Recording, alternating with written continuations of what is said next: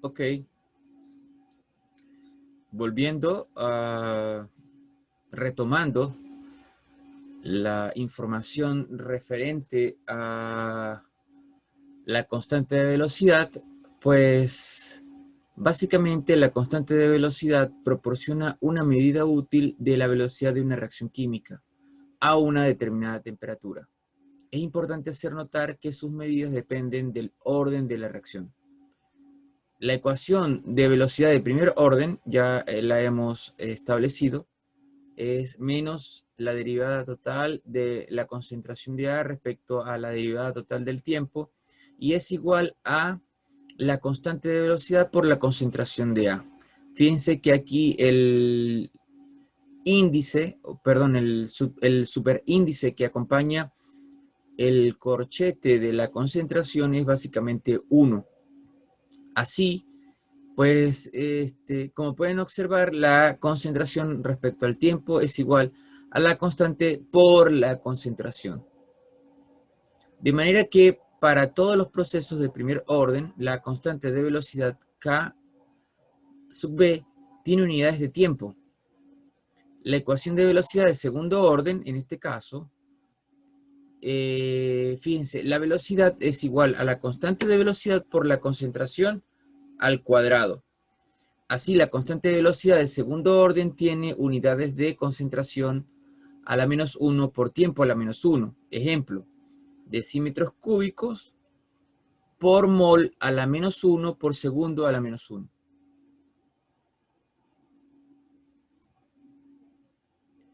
En general, la ecuación de la velocidad de n orden, velocidad es igual a la constante de velocidad K sub B por la concentración a la n. Las unidades serán concentración a la 1 menos n por tiempo a la menos 1. Para una reacción de orden 0, tenemos que las unidades son mol por decímetros a la menos 3 por segundos a la menos 1. Para una reacción de orden 3, es decímetros a la 6 por mol a la menos 2 por segundo a la menos 1. Ahora bien, esta información de alguna manera es adicional a la que ya hemos visto. Volvemos a la retomé porque pues básicamente es como una recopilación que se hace en otro texto de un poco más general. Entonces, me pareció interesante añadirla a esta parte. En este caso, evaluamos de nuevo la ecuación de velocidad de primer orden integrada y consideramos la reacción A para dar productos. Sea A la concentración inicial de A por la disminución de la concentración de A en el tiempo t. La concentración de A en el tiempo es A menos X. Entonces, la velocidad viene dada por menos la derivada de A respecto a dt, y es igual a menos la derivada de A menos X sobre la derivada del tiempo, igual a dx a dt. Ahora, de la ecuación diferencial, la velocidad nos queda como menos la derivada de A respecto al tiempo igual a kb por la concentración de A. Se puede escribir como dx igual, dx a dt es igual a k por b por A menos x. O lo que es lo mismo, reagrupando los términos, nos quedan dx sobre A menos x es igual a kb por dt. Una vez integrada la ecuación, nos queda de esta manera. Nos queda neperiano de A menos X es igual a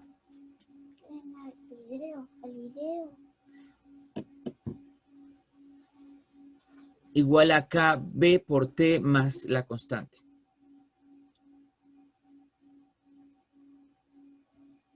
Ok. Disculpen la interrupción. Haciendo un cambio de variable, nos queda, y dado que para el tiempo igual a 0, x es igual a 0. Por lo tanto, constante de la constante de esta ecuación nos da que es menos el neperiano de A. Sustituyendo en la ecuación, nos queda que KB es igual a 2.303 sobre el tiempo por el logaritmo en base 10 de A sobre A menos X. Ahora bien, determinación de las constantes de velocidad de primer orden. Como habíamos dicho, puedo obtener ese valor por diferentes métodos. Uno de ellos termina siendo el método de sustitución, en la que A menos X se determina experimentalmente para diferentes tiempos t a lo largo de un experimento cinético. Por otro lado está el método gráfico, la representación del logaritmo en base 10 de A sobre A menos X en función del tiempo nos da una línea recta cuya pendiente es la constante sobre 2.303, tal cual como se expresa acá. Por otro lado está el método de la vida fraccionada, que es el tiempo necesario para que la concentración del reactivo disminuya a una cierta fracción de la concentración inicial y es independiente de dicha concentración inicial. Si en este caso yo tengo que X es igual a 0,5A, es decir, sería el tiempo de vida media, pues llego a la ecuación que tenía expresada en la clase pasada, que es que el tiempo de vida media es igual al logaritmo de 2 sobre la constante de velocidad. En general, el tiempo 1 sobre TF para la concentración inicial, para que la concentración inicial decrezca hasta una fracción dada por 1 sobre F, viene dada por 1 sobre T igual a 1, T de 1 sobre F es igual a el neperiano de F sobre la constante de la velocidad. Dentro de los métodos diferenciales se pueden encontrar varios métodos. De los más importantes tenemos el empleo de lo que es el método de la velocidad inicial. En este caso se considera que la reacción química, partimos de A para producir B o producto. La ley de velocidad será, en este caso, B igual a KB por la concentración de A a la alfa. Y tomando el logaritmo en base 10, nos queda que el logaritmo de la velocidad es igual al logaritmo de KB más alfa por el logaritmo de la concentración de A. Aquí están los valores para cada una de las variables y graficando la concentración en función del tiempo para un número de concentraciones iniciales. Entonces se puede dibujar una tangente, esto es para C1, C2, C3, C4 hasta Cn. En el comienzo de la reacción química, esta corresponde a la velocidad inicial en particular. Entonces tenemos un gráfico en la que básicamente para diferentes concentraciones yo puedo dibujar cuál sería la tangente a la curva correspondiente para cada una de las, para cada uno de los comienzos de la reacción dependiendo de la concentración. Aquí observamos cómo hay básicamente un cambio dependiente respecto a cómo empieza la reacción inicialmente. Una ventaja de este método respecto al de integración es que no es necesario conocer el orden de la reacción. La desventaja fundamental está en la dificultad de trazar justamente las tangentes que son las que van pegadas de alguna manera al borde de la curva. Este inconveniente práctico puede ser superado midiendo el tiempo necesario para que se transforme en producto una pequeña fracción del reactivo a una concentración inicial. ¿Ok? También está el método de integración. En este caso tenemos básicamente dos tipos. Uno, que implica la extracción de muestra para el análisis. Y dos, los métodos en los que se analizan las muestras reactantes o se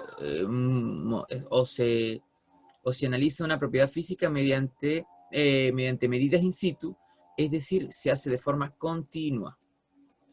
El método de extracción de muestras, en este caso, normalmente implica la extracción de una muestra de la mezcla reaccionante.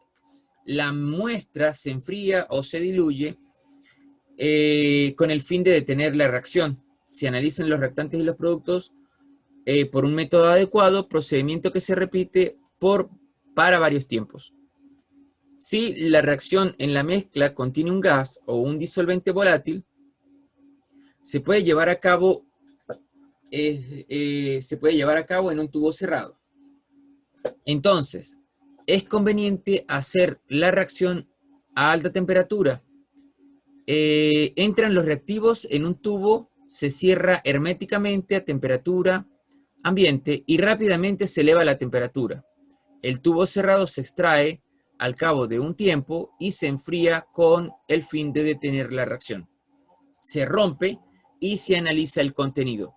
Debido a que se lleva algo de la reacción antes de alcanzar la temperatura de reacción, se aconseja emplear un tubo adimensional para conocer cuánto de los reactivos reaccionan antes o justo antes de alcanzar la transición. La concentración de reactivos en este tubo corresponde a las concentraciones iniciales y ese instante constituye el tiempo cero de la lectura. Técnicas utilizadas para analizar muestras. Tenemos la valoración y dentro de este grupo está el método Bodenstein. Por ejemplo, es el que se utiliza para llevar a cabo el estudio de la reacción entre el hidrógeno y el yodo. Aquí el hidrógeno más vapor de yodo fueron calentados en un tubo de cuarzo a 700 Kelvin. Luego de un tiempo, el tubo se rompió bajo la disolución acuosa de álcalis a temperatura ambiente. El hidrógeno en exceso fue medido, la disolución fue analizada volumétricamente con relación a las concentraciones de yoduro y de yodo. El experimento se repitió a diferentes tiempos de reacción en otros tubos. Dentro de estos experimentos también se puede hacer, por ejemplo, lo que sería la hidrólisis de un éster catalizada por ácido, en la que se coloca un éster en presencia de agua para obtener, en principio, el ácido y el alcohol, que son los que originan la reacción de esterificación. En presencia de un ácido diluido en exceso, esta reacción generalmente es de primer orden y la velocidad depende únicamente de la concentración del éster. ¿Ok? En este caso particular se hace uso del acetato de metilo y del ácido clorhídrico diluido en exceso, se mezclan en un frasco provisto de un tubo de cal sodada para excluir el CO2 de la atmósfera. Se extraen pequeñas muestras a intervalos de tiempo frecuentes y de inmediato se diluyen para detener su posterior reacción. Las alícuotas obtenidas son valorizadas con álcalis estandarizado utilizando fenolftaleína como indicador. El ácido acético liberado es cuantificado y la concentración del ácido es básicamente constante. La concentración inicial del éster es proporcional a la relación que existe entre el volumen al infinito menos el volumen inicial, donde B infinito es el volumen de álcalis gastado cuando básicamente toda la reacción ha sido completada. Mientras que B0 es el volumen de álcalis para valorar el HCl diluido. Esto corresponde al tiempo cero. En la ecuación de primer orden, la concentración del éster al tiempo t es igual a A menos X y es proporcional a B menos BT, es decir, B infinito menos BT, donde BT es el volumen gastado de álcalis en cualquier tiempo t. La constante de velocidad se obtiene como la relación que existe entre 2.303 sobre el tiempo por el logaritmo en base 10, cuyo argumento es, estos son valores que, como ya dijimos, pueden ser medidos durante el curso del experimento. Este es un método bastante ingenioso que permite obtener gráficas donde el logaritmo en base 10 de b infinito menos bt versus el tiempo, pues nos da una línea recta con una pendiente que en este caso es la constante de velocidad.